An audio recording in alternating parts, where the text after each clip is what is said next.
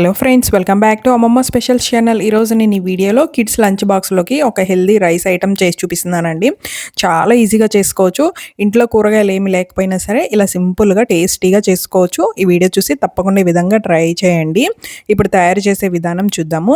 ముందుగా gas stove on చేసుకొని కడాయి పెట్టుకోండి. దాంట్లో ఒక 2-3 స్పూన్లు ఆయిల్ వేసుకోండి. ఆయిల్ వేడైన తర్వాత ఒక పావు టీ స్పూన్ జీలకర్ర, ఒక పావు టీ స్పూన్ ఆవాలు వేసుకోవాలి. పావు టీ స్పూన్ మినపప్పు, ఒక పావు టీ స్పూన్ శనగపప్పు కూడా వేసుకోండి. ఈ తాలింపు వేగుతున్నప్పుడు ఇందులో ఉల్లిపాయ కూడా వేసుకోండి. ఒక పెద్ద సైజు ఉల్లిపాయని ఇలా బారుగా కట్ చేసుకొని వేసుకోండి.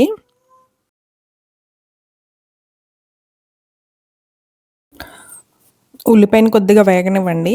కొంచెం వేగిన తర్వాత దీంట్లో అల్లం వెల్లుల్లి పేస్ట్ కూడా వేసుకోండి. ఒక 1/2 టీ స్పూన్ అలా పేస్ట్ వేసుకోండి. ఇది కూడా పచ్చివాసన పోయేదాకా వేయించుకోండి. అలాగే దీంట్లో ఒకటి పచ్చిమిరపకాయ కూడా వేసుకోండి. అంటే పిల్లల కారాన్ని తినేదాన్ని బట్టి వేసుకోండి పచ్చిమిరపకాయ, లేదంటే స్కిప్ చేసేయండి. ఈ ఉల్లిపాయ అల్లం వెల్లుల్లి పేస్ట్ బాగా వేగిపోయిన తర్వాత దీంట్లో ఇప్పుడు నానబెట్టుకున్న శనగపప్పును వేసుకోవాలి. నేను ఇక్కడ ఒక 2 స్పూన్స్ శనగపప్పుని ఒక అరగంట ముందే నానబెట్టుకుని ఉంచుకున్నానండి. ఆ పప్పును వేసుకుంటున్నాను. ఇది బాగా నానింది కాబట్టి త్వరగానే ఉడికిపోతుంది, మనకి మెత్తబడుతుంది. ఇప్పుడు ఈ శనగపప్పు కొంచెం మెత్తపడేదాకా మూత పెట్టుకొని ఉడికించుకోండి.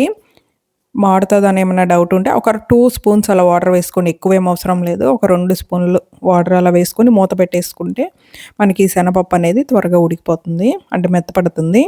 ఒక 3-4 నిమిషాల తర్వాత మూత ఓపెన్ చేసి చూడండి. మనకి శనగపప్పు మెత్తగా ఉడుకుంటుందో ఒకసారి చెక్ చేసుకోండి, ఉడికిందో లేదో. ఇలా మెత్తగా ఉడికిన తర్వాత దీంట్లో ఇప్పుడు పచ్చి కొబ్బరి ఉంటుంది కదా, ఒక పావు కప్పు తురిమిన కొబ్బరిని వేసుకోండి. మిక్సీకైనా వేసుకోండి, లేదంటే తురిమిన ఈ కొబ్బరిని వేసుకోండి. కొబ్బరి వేసుకోవడం వల్ల టేస్ట్ చాలా బాగుంటుంది. ఇప్పుడు ఈ కొబ్బరితో పాటు మిగతావి కూడా వేసేసుకోండి. రైస్కి తగ్గట్టు సాల్ట్ అని వేసేసుకోండి.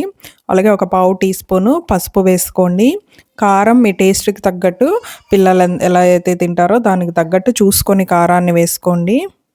అలాగే ధనియాల పొడి కూడా ఒక 1/2 స్పూన్ వేసుకోండి. చిటికెడు గరం మసాలా కూడా వేసుకోండి. ఇష్టం ఉంటే వేసుకోండి గరం మసాలా, లేదంటే స్కిప్ చేసేయండి, పర్వాలేదు. ఇప్పుడు 1 నిమిషం సేపు వేగనివ్వండి, సరిపోతుంది. ఎక్కువ వేగాల్సిన అవసరం లేదు కొబ్బరేమి. 1 నిమిషం సేపు ఈ మసాలాలు ఇవి మొత్తం అంతా వేగనివ్వండి, కొబ్బరి ఇదంతా. వేగిన తర్వాత వండుకున్న అన్నం ఉంటుంది కదా, అది ఒక 2 కప్స్ అలా వేసుకోండి. వేసుకునేటప్పుడు ఇలా పొడి పొడి చేసుకొని గట్టితో వేసుకోండి, ముద్దగా కాకుండా. ఇలా వేసుకొని మొత్తం అంతా ఒకసారి బాగా కలిపేసుకోండి. కలిపేసుకున్న తర్వాత చివరిలో చిన్నగా కట్ చేసుకున్న కొత్తిమీరని వేసుకోండి. అలాగే నేను ఇక్కడ నా దగ్గర వేయించుకున్న పల్లీలు ఉన్నాయి, అవి కూడా చివరిలో వేసుకుంటున్నానండి. ఒకవేళ మీ దగ్గర లేకపోతే ముందు మనం తాలింపు దినుసులన్నీ వేసుకున్నాం కదా, అప్పుడే కొంచెం పల్లీలు కూడా వేసుకోండి. ఇవి తినేటప్పుడు ఏంటంటే రైస్ తినేటప్పుడు ఆ పల్లీలు కూడా తగులుతూ ఉంటే బాగుంటుంది అన్నమాట టేస్ట్. మర్చిపోకుండా వేసుకోండి. నేను చివరిలో వేసుకున్నాను కదా. చాలా ఈజీగా రెడీ అయిపోయింది కదా, హెల్దీగా. మనకి శనగపప్పు కొబ్బరి రైస్. మనం శనగపప్పు కొంచెం ముందే నానబెట్టేసుకుంటే మనకి ఈ రైస్ ఐటమ్ చేసుకోవడం చాలా ఈజీ అనమాట. ఎప్పుడైనా పిల్లలకి ఇలాగా లంచ్ బాక్స్లోకి చేసి పెట్టండి, చాలా ఇష్టంగా తింటారు. ఇవి ఇప్పుడు ఉప్పు కారం అన్నీ సరిపోయినాయి లేదో చెక్ చేసుకొని మీ టేస్ట్కి తగ్గట్టు అడ్జస్ట్ చేసుకోండి.